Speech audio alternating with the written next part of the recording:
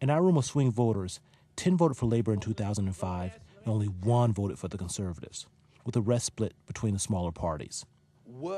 Last week we heard a majority wanted to change from Labor. Are David Cameron and the Tories well-positioned to take advantage of that change? For me, he naturally will be a good leader of the country. At the moment, he's trying to be the in guy, riding a bike and saying bling and hug a hoodie and things like that. Just be yourself. He naturally is a leader. He naturally will lead, and I naturally will follow, and I naturally will vote for him. It's time for change. Brett, what did you think about the Conservative leader? It's just like a salesman, isn't he? Like I say, he's trying to sell all good ideas. You know, he's just like a punched-up salesman who looks good in a suit. The Tories, they don't give a stuff about most of the people. They look after a small, exclusive group of people, and I think it's just a big con act that they're trying to put over just to get that rallying cry, get Labour out, but then you'll see them turn back to the way they were before. All right, let's move to another issue. Let's play the next clip, please, sir. Let me tell you about my own dream. I want Britain to have, quite simply, the best schools in the world. What did you have to say, Gavin? He did sound like he was really, really condescending, really arrogant. I just switched off. Don't like him. Everybody's talking about change. What we're going to change to? This Cameron dude. I mean, please. I haven't looked at Conservative and their education policy, and listening to him then, and I have heard that speech before, I wouldn't, because, as Ian said, he sounds condescending. I'm not 5 years old, and I can make up my own mind. Our broken economy has left millions without jobs and left the government without any money. Our broken society has become more fractured, more unequal, and less fair. Show of hands, how many of us recognize who that man is? Who is that gentleman? Nick Clegg. David Osborne. Who do you think it was, Paul? Nick Clegg. Let's say for the time it was Osborne. So not much recognition for the Shadow Chancellor George Osborne. Does what he has to say on crime, does that resonate with you? Does that strike a chord with you? Well, it confused me because I'm sure we just heard like a Labour person saying like it's 50% has come down, and like they're both giving figures and they're completely different, so it's just confused me more. There he is saying, oh, it's broken this and it's broken that. Yeah, ex-Eton, ex-member of the Bullingdon Club of Hooray Henrys, takes his holidays on a super yacht in the Mediterranean, telling us that it's broken Britain. What does he know about it? Thank you. In America, Obama was able to generate a lot of energy and enthusiasm, which ultimately helped him win. By this stage, I was interested in why my voters in West Yorkshire seemed to be lacking enthusiasm for David Cameron, who should be well positioned to own the mantle of change.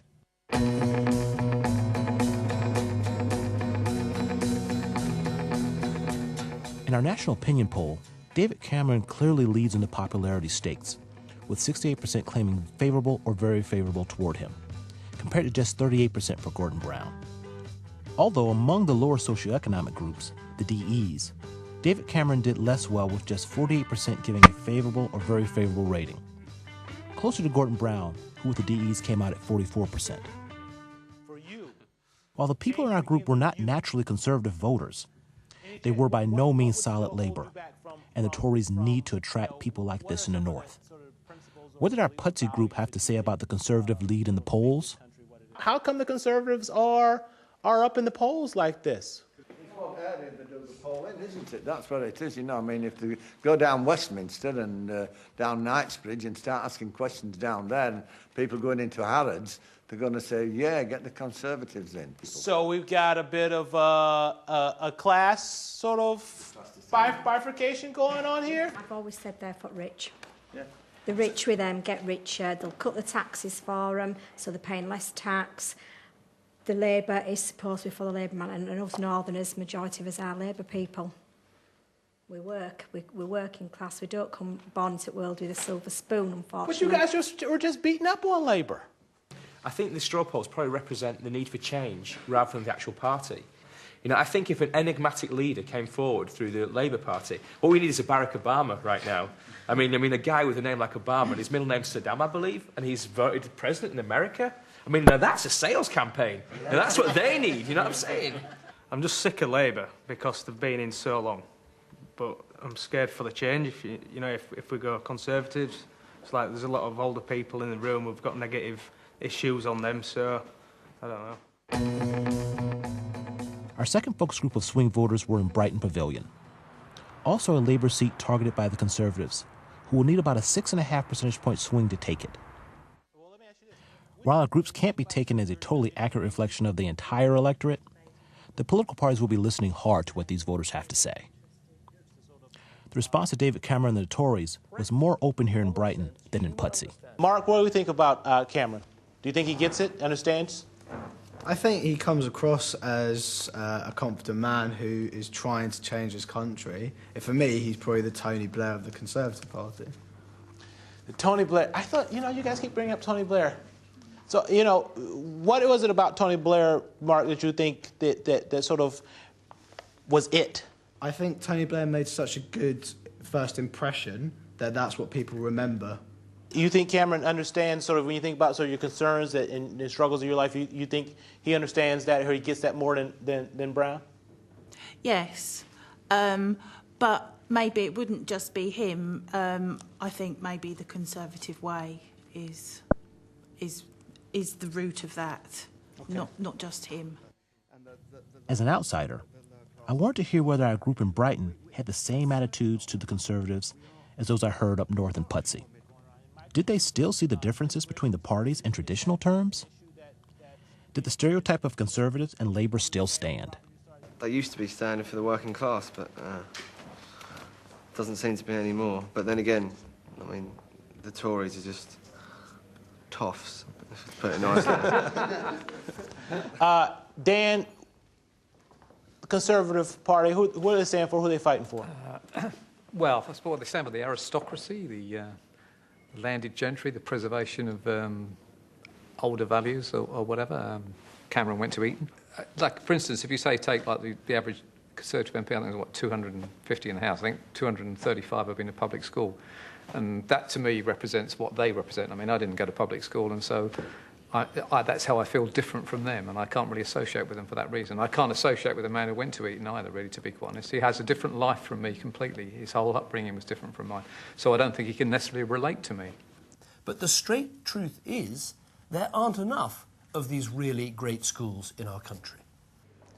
Dan, is this different from the Conservatives of the past? Not really. I think it's easy to say, I have a dream. Yeah, so I'd like everyone to have a Rolls Royce. Yeah, I would like that to be the case, but it's not the same as actually achieving it. It is different.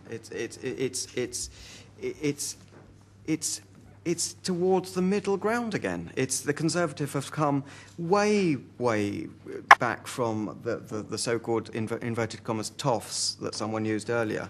He's not talking like that. He is talking about what the people here are interested about just as much as the Labour Party. So there was some evidence in Brighton that the softer Conservative image is winning over traditional Labour voters. Every bone in my body would tell me never, ever, ever, ever vote Tory. But, if you didn't have a blue background against him, I would find it very difficult not to be drawn to him, and that goes against every principle that I have ever been taught. But the worrying fact for the Conservatives is still that overall, it's about voting against Labour rather than for the Conservatives.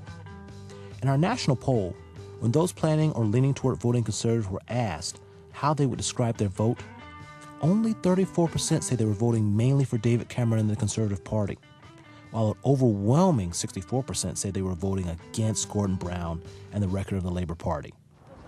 After talking to voters in two critical areas of your country, I'm reminded of what I saw early on in my country going into the presidential election, where you had a very unpopular Republican president and a country hungry for change and a new direction.